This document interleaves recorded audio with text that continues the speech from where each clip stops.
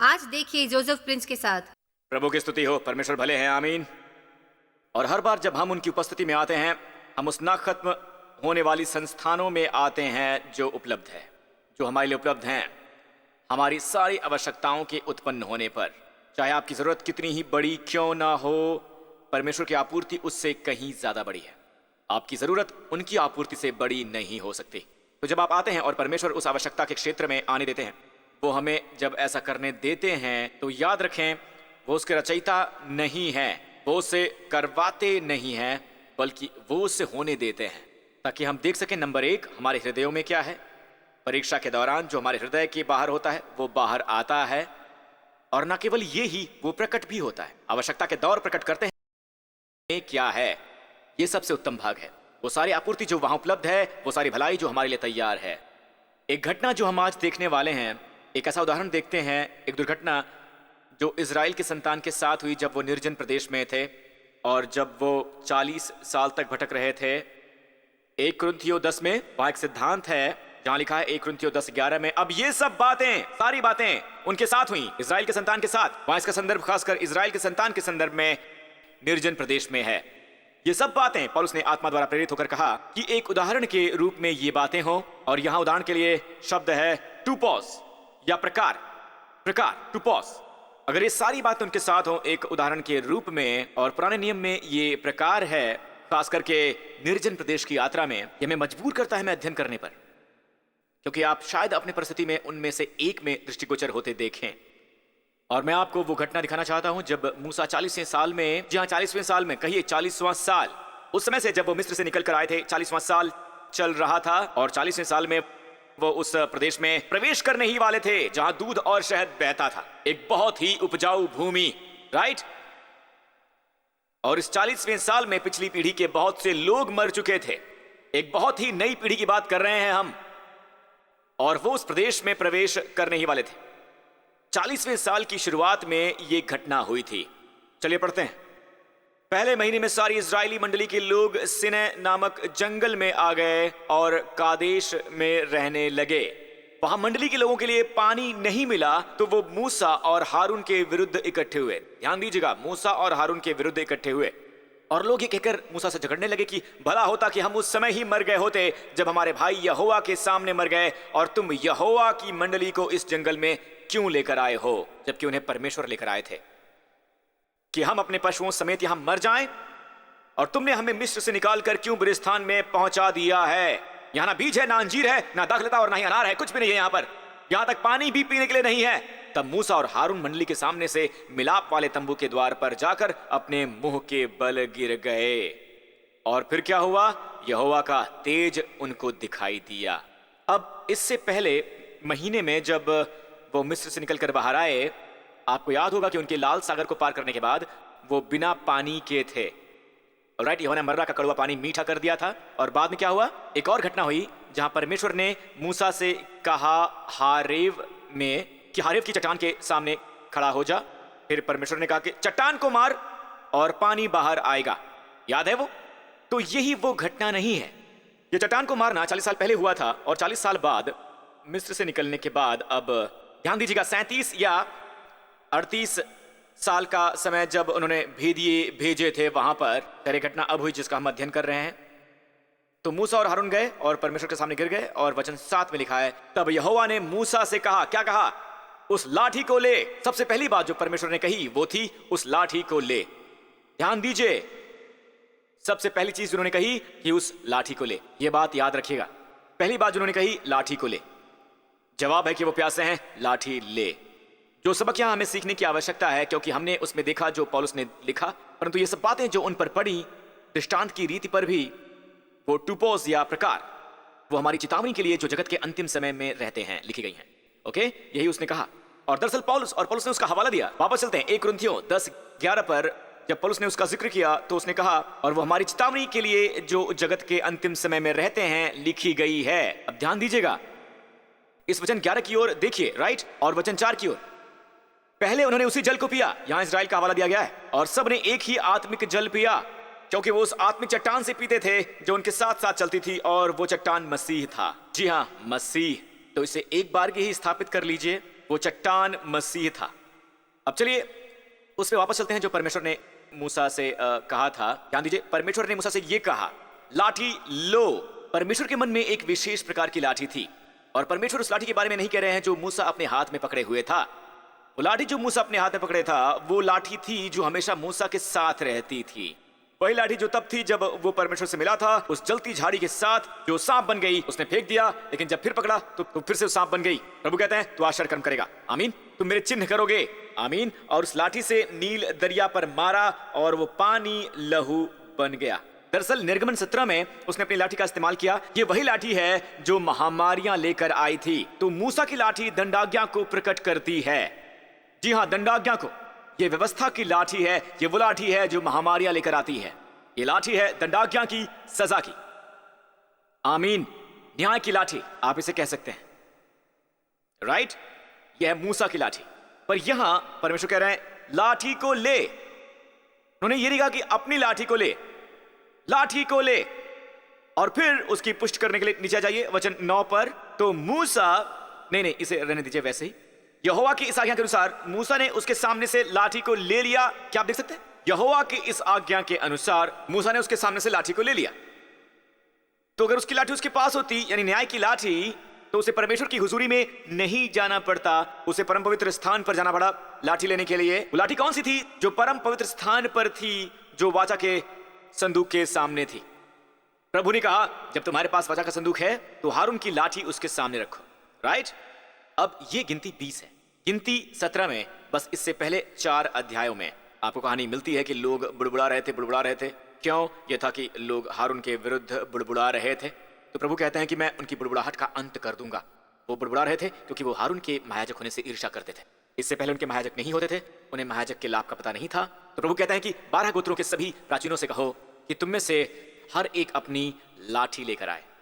तो उन्होंने सभी 12 लाठियां इकट्ठी की, साथ ही हारून की लाठी भी, और उन्होंने इसे परमेश्वर के आगे रखा, उस परम पवित्र स्थान पर। रात बीतने पर परमेश्वर कहते हैं एक जिसे मैंने चुना है उसकी लाठी से कलियां फूट निकलेंगी, आमीन।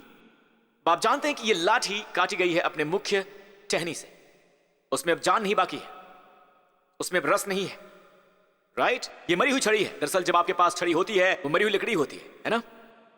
तो अगले दिन वो एक एक करके आए अपनी लाठी वापस लेने के लिए। केवल एक ही लाठी में कलियां निकली थी। न केवल कलियां निकली थी, कलियां खिली थी, इससे निकले कलियां और फूल, जी हां, और उससे निकले बादाम के फल।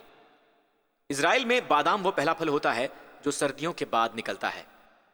यह जीवन के पुनरुत्थान की बात करता है, आमीन। ये हमारे यीशु का चित्र है जिसे मुर्दों में से जिलाया गया, और तब से वो हमारे महायाजक हैं, राइट। यीशु धरती पर एक याजक नहीं थे। बाइबल कहती है अगर वो धरती पर याजक होते तो वो याजक ना होते, राइट। केवल उनके मरने के बाद वो याजक हो सकते हैं। तो आज स्वर्ग में वो हमारे महायाजक हैं। क्या मैंने सही कहा? हमारा पुनरुत्थानित महायाजक जो कभी नहीं मरेगा, हारून की तरह। दरअसल इससे पहले कि अध्याय खत्म होता, हारून की मृत्यु हो गई होर पर्वत पर। तो उस तरह का महायाजक नहीं जो मर जाए। यीशु जीते हैं अनंत जीवन के सामर्थ्य के लिए। और जब भी आप महायाजक के बारे में सोचते हैं, अनुग्रह के बारे में सोचिए, याजकीय अनुग्रह के बारे में। एक याजक हमेशा के लिए लोगों का प्रतिनिधित्व करता है। जब महायाजक वहां हो तो परमेश्वर इस आधार पर नहीं निपटते हैं कि आप शारीरिक रूप में क्या हैं।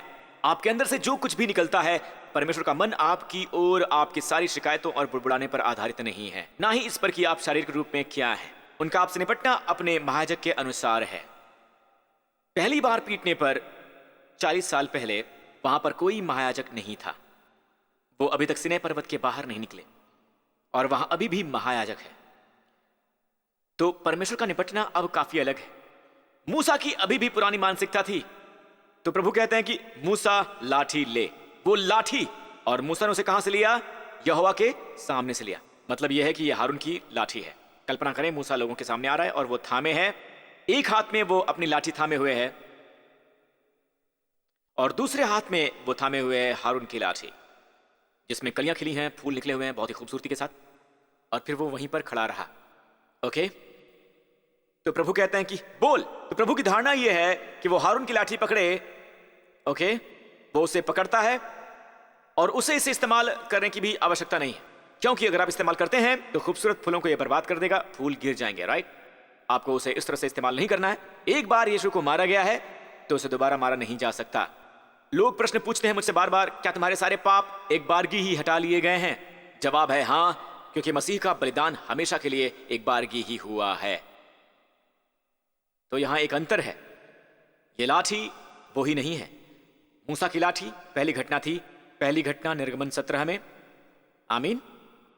चलिए अब निर्गमन 17 पर नजर डालते हैं। ओके, देख मैं तेरे आगे चलकर हारे पहाड़ की एक चट्टान पर खड़ा रहूंगा। अब मुझे पता नहीं कि कैसे, पता नहीं क्या कभी आपको ख्याल आया है कि मैं इसे एक बार पढ़ रहा था और मैंने जाना कि प्रभु कह रहे हैं कि मैं चट्टान पर खड़ा हो जाऊंगा, मैं वहां उस चट्टान पर खड़ा हो जाऊंगा। ये कुछ ऐसे कहना हुआ कि मुझे मारो। उन्होंने ये नहीं कहा कि चट्टान के पास जाओ, चट्टान पर मारो, जैसे कि वो मूसा के पीछे है। वो कहते हैं देख मैं तेरे आगे चलकर हौरे पहाड़ की चट्टान पर खड़ा रहूंगा और तू उस चट्टान पर मारना। यीशु आए बलिदान होने के लिए। उनकी मृत्यु हत्या नहीं है, उनकी मृत्यु दुर्घटना नहीं थी, वो मरने के लिए आए थे, क्योंकि केवल एक ही तरीका है कि हमारे पापों को दंडित किया जाए। यह है सुसमाचार। ओके, मैं इसे समाप्ति पर लाना चाहूंगा। प्रभु कहते हैं कि तू अपनी लाठी ले पहले की घटना में, और मैं हौरे में तुम्हारे सामने चट्टान पर खड़ा रहूंगा और तू उस चट्टान पर मारना, तब उसमें से पानी निकलेगा। अब 40वें साल वाले घटना पर चलिए, हम यहां उससे समाप्त करेंगे। मूसा बजाय बोलने के, परमेश्वर कहते हैं कि उनकी नजरों के सामने चट्टान से बात कर और वो अपना पानी देगी और तू पानी निकालेगा। अब कल्पना कीजिए कि यदि ये मूसा ने किया है, वहां एक बहुत ऊंची चोटी है जिसका नाम है सिल्लाह, और वो हारून की छड़ी लेकर आता है। क्या आप कल्पना कर सकते हैं?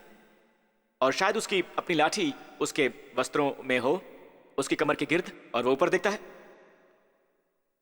वो लोगों की तरफ देखता है। कल्पना कीजिए उस तेज की, परमेश्वर लोगों द्वारा कैसे देखे जाएंगे जब वो वहां पर नीचे खड़ा है और लोगों की अपेक्षा की चट्टान को मारो, चट्टान को मारो, चट्टान को मारो, और उसने बस यही किया कि प्रभु हमें पानी की आवश्यकता है।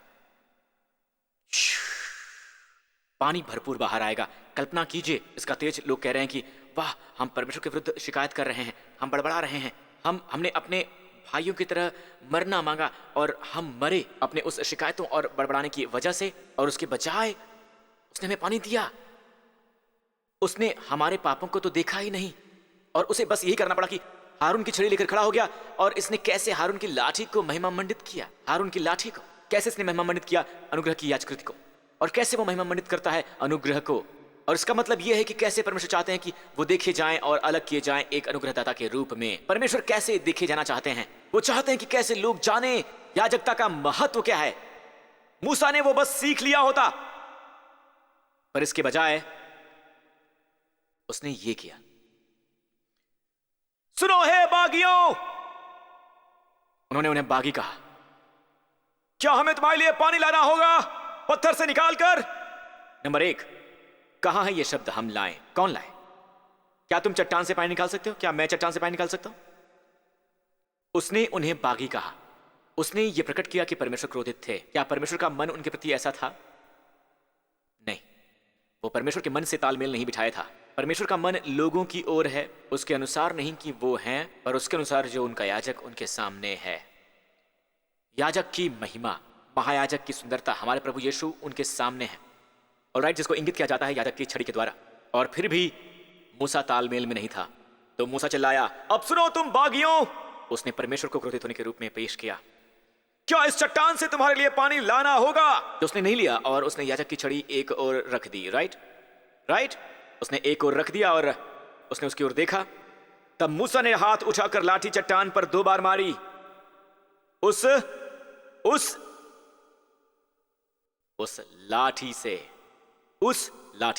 लाठी से नहीं जिसे उसने परमेश्वर के सामने से उठाई थी। उसकी लाठी से। किसी तरह उसकी छड़ी बहुत करीब ही थी। उसने अपनी लाठी ली और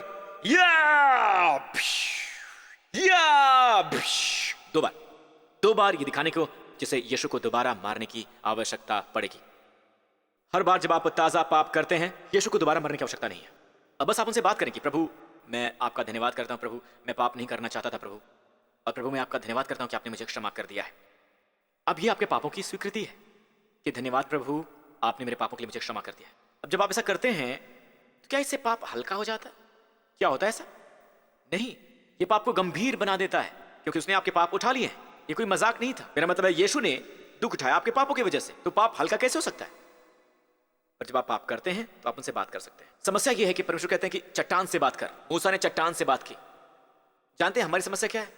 हम हमेशा अपनी पत्नी से बात करते हैं, हम अपने दोस्तों से बात करते हैं, हम उससे बात करते हैं, उससे बात करते हैं, हम सबसे बात कर लेते हैं, लेकिन हमें कोई मदद नहीं मिलती है। हम उससे बात करने में नाकाम रहते हैं। वाकई हमारी मदद कर सकता है। प्रभु कहते हैं कि चट्टान से बात कर, वो लोगों से बात करता है। खैर, न केवल पानी निकला बल्कि बहुतायत में निकला, पानी बहुत ज्यादा मात्रा में निकला। तो ये हमारे सीखने के लिए एक बहुत ही महत्वपूर्ण सबक है। इसका मतलब ये नहीं कि वो सेवकाई जो आशीषें बाहर लाती हैं, हालांकि मैंने सोचा कि ये परमानेंट होने वाली है, और राइट, ये उस समय हो सकता था, पर सभी लोगों के सामने परमेश्वर को लोगों को दिखाना पड़ा कि ये वो नहीं है। तो परमेश्वर ने मूसा से कहा कि नीचे आइए, हम समाप्त कर रहे हैं। परंतु मूसा और हारून से यहोवा ने कहा कि तुमने मुझ पर विश्वास नहीं किया, तुमने मुझ पर विश्वास नहीं किया और मुझे इजरायलियों की दृष्टि में पवित्र नहीं ठहराया, इसलिए तुम इस मंडली को उस देश में पहुंचाने न पाओगे जिसे मैंने उन्हें दिया है। उस सोते का नाम मरीबा पड़ा। उस झगड़े की वजह से इजरायलियों ने यहोवा से झगड़ा किया था और वो उनके बीच पवित्र ठहराया गया। तो पानी फूट पड़ा। आप जानते हैं क्यों? यदि मूसा और हारून उन्हें लोगों के सामने पवित्र नहीं ठहराएंगे तो वो स्वयं को पवित्र ठहराएंगे। अब सुनिए, ये कुछ ऐसा है जिसे लीडर और पास्टर को ध्यान से सुनने की आवश्यकता है, क्योंकि मूसा ने पाप किया। मूसा का पाप क्या था? उसने परमेश्वर को क्रोधित रूप में प्रकट किया। यह बहुत ही गंभीर पाप है। अब आज हम कहते हैं कि तुमने जो मुझ पर विश्वास नहीं किया, क्योंकि परमेश्वर को पवित्र होना चाहिए, क्योंकि परमेश्वर पवित्र है। मैं कहता हूं आमीन। परमेश्वर को पवित्र रूप में प्रस्तुत करना चाहिए। मैं कहता हूं आमीन। पर आज के संदर्भ में परमेश्वर कैसे चाहते हैं कि उनका पवित्र के रूप में प्रतिनिधित्व किया जाना चाहिए? कैसे? यदि हमारी पुरानी मानसिकता है तो सभी बड़बड़ाने वाले मर जाएंगे। उसी दिन मूसा और हारून का बदला ले लिया जाएगा। बजाय, बाइबल में लिखा है, मूसा और हारून को दंड दिया गया और लोगों का बदला लिया गया। कुछ तो हो रहा है दोस्तों। परमेश्वर कैसे चाहते हैं कि आज उन्हें पवित्र के रूप में पेश किया जाए। हां, प्रभु पाप को नजरअंदाज नहीं करेंगे, मैं मानता हूं, क्योंकि यह बिल्कुल ऐसा है जैसे पाप का दाम चुका दिया गया है कि आज परमेश्वर दंड नहीं दे सकते या उन लोगों से दाम नहीं वसूल सकते जो बुड़बुड़ाते हैं, क्योंकि उनके पाप के दाम चुका दिए गए हैं। इसका प्रतिनिधित्व किया है उनके महायाजक की याजकी अनुग्रह ने, जो वहां उनके लिए है। क्या आप यह समझ सकते हैं? आज अनुग्रह का प्रचार करना सबसे परम पवित्रता का प्रचार करना है, क्योंकि केवल अनुग्रह ही उत्पन्न कर सकता है। नंबर 1, पवित्र उत्पन्न कर सकता है और साथ ही पवित्रता को कायम कर सकता है। क्योंकि जब आप व्यवस्था के अधीन नहीं होते हैं तो आप अनुग्रह के अधीन होते हैं, तो पाप आप पर प्रभुता न कर पाएगा। तो अंत में 40वें साल में इतना करीब वो पर्वत पर गया और उसने प्रतिज्ञा के प्रदेश की ओर देखा और उसने ये कहा परमेश्वर से, व्यवस्था विवरण 3, उसने प्रार्थना की, प्रभु मुझे पार जाने दे। वो लोगों से बात कर रहा है, वो फिर से लोगों को बता रहा था कि क्या हुआ था। इसलिए मुझे पार जाने दे कि यर्दन पार के उस उत्तम देश को, अर्थात उस उत्तम पहाड़ और लेबनान को भी देखने पाऊं। तो ये इब्री में एक ही पर्वत है, तो उत्तम पहाड़ और लेबनान का मतलब एक ही है। इब्री में ये एक ही पर्वत है। मुझे पार जाने दो, मैं उस उत्तम पर्वत को देखना चाहता हूं, लेबनान का पर्वत। आप जानते हैं लेबनान का पर्वत क्या है? हरमन पर्वत। इन्हें हरमन पर्वत दिखाइए। हरमन पर्वत ठीक उत्तर में है। एक भाग उसका सीरिया में है, दूसरा इजराइल में है। हरमन पर्वत, क्या आप जानते हैं कि यह वही जगह है जहां यीशु रूपांतरित हुए थे? राइट? तो मूसा ने दरअसल परमेश्वर से पूछा कि क्या मैं पार जा सकता हूं, मैं उस उत्तम पर्वत को देखना चाहता हूं। और प्रभु कहते हैं कि परंतु यहोवा तुम्हारे कारण मुझसे रुष्ट हो गया है। यह बहुत ही दिलचस्प बयान है। इसमें लिखा है कि परमेश्वर मुझसे रुष्ट हो गए थे। मूसा कहता है, उसने लोगों को बताया कि तुम्हारी वजह से। इसका मतलब है कि परमेश्वर तुमसे प्रेम करते हैं। वो मुझसे रुष्ट हुए क्योंकि तुम्हारी ओर परमेश्वर का अनुग्रह है। वो मुझसे क्रोधित थे। समझ गए? लीडर्स सुनिए, उसने सचमुच ही नहीं कहा, उसने ये नहीं कहा कि परमेश्वर लोगों से नाराज थे तो मुझसे भी नाराज थे। नहीं, ये मत पढ़िए, ये नहीं लिखा है। वहां लिखा है कि तुम्हारी खातिर परमेश्वर मुझसे रुष्ट हुए। तो मूसा कहते हैं कि क्या मैं पर्वत देख सकता हूं? यहोवा ने कहा कि बस कर, इस विषय में फिर मुझसे कभी बात मत करना, कभी भी नहीं। मैं आपसे एक बात कहना चाहता हूं, पुराने नियम में जो भी लिखा हो, यीशु हमेशा से महान है।